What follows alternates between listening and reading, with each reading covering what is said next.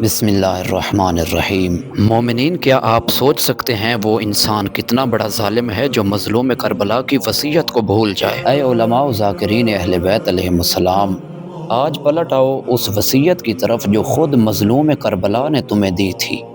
وہ وصیت جو منبر کی روح اور حسین کی امانت ہے، جو ہمارے یتیموں کو ہمارے علوم سے سیراب کرے، میں خدا کی قسم اسے جنت میں لاکھوں محلات عطا کروں گا۔ مومنین، یہاں پر یتیم سے مراد وہ یتیم نہیں جس کا باپ فوت ہو جائے، بلکہ آل محمد کے شیعہ مراد ہیں جو غیبت کبریٰ میں موجود ہیں، اور ان کو یتیم آل محمد کہا جاتا ہے کیونکہ امام قائم علیہ السلام غائب ہیں۔ تو اے ذاکرین و علماء کرام، ان کے کفیل آپ ہیں، ان کو حقیقی معنی میں علم محمد و آل محمد پہنچانا علماء کرام و ذاکرین کی ذمہ داری ہے۔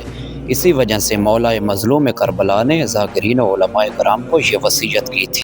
مومنین، امام مظلوم علیہ السلام نے فرمایا، قال الحسین بن علی علیہ السلام، من کفل لنا یتیما قطعته عنا محنتنا باستتارنا۔ فرمایا، اے علماء و ذاکرین، جو شخص ہمارے اس یتیم کی کفالت کرے جسے ہماری غیبت کے مصائب نے ہم سے جدا کر دیا ہے، یعنی اشارہ یہاں پہ یتیم سے مراد وہ مومن ہے جو امام وقت کی غیبت کے دور میں دین اہل بیت علیہم السلام سے بے خبر اور دور ہو گیا۔ اور پھر مظلوم کربلا نے فرمایا، فَوَاسَاهُ مِنْ عُلُومِنَا الَّتِي سُقِطَتْ إِلَيْهِ حَتَّى أَرْشَدَهُ وَهَدَاهُ۔ امام مظلوم نے فرمایا، پھر وہ اسے یعنی ہمارے یتیم کو جو غیبت کبریٰ میں ہے، ہمارے علوم میں سے وہ کچھ سکھائے جو اس کے پاس پہنچا ہو، یہاں تک کہ اسے راہ ہدایت دکھا دے۔ اشارہ اس بات میں یہ ہے کہ یہ تعلیم و تبلیغ اہل بیت کے علوم سے ہونی چاہیے، نہ کہ خود ساختہ قصوں یا فلسفوں سے۔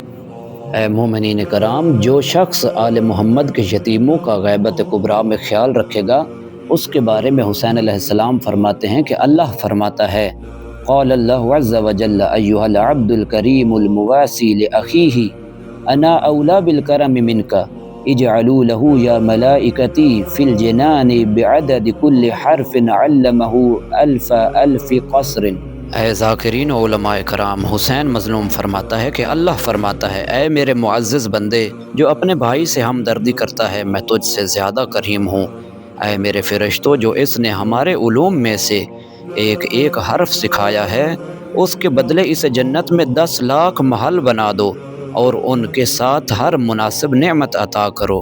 یہ اجر ہوگا ذاکرین و علماء کرام کا ایک حرف کے بدلے میں۔ یعنی حسین مظلوم اپنی وصیت میں فرماتے ہیں کہ اے ذاکرین و علماء کرام، اپنے اس عمل کا اجر دنیا میں ہی نہ ڈھونڈنے لگ جانا، بس میرے یتیموں کا خیال رکھنا، میرے شیعوں کا خیال رکھنا۔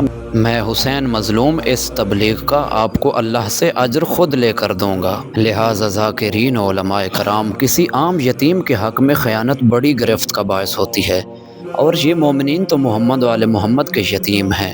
لہٰذا ذاکرین و خطباء، ان یتیموں کے حق میں خیانت نہ ہونے پائے، کیونکہ یہ خیانت اللہ کے قہر اور غضب کو پکارنے کے مترادف ہے۔ ان یتیموں کو مجالس میں ان کا حق دو، یعنی مناقب و فضائل اہل بیت کو قرآن و احادیث سے بیان کرو۔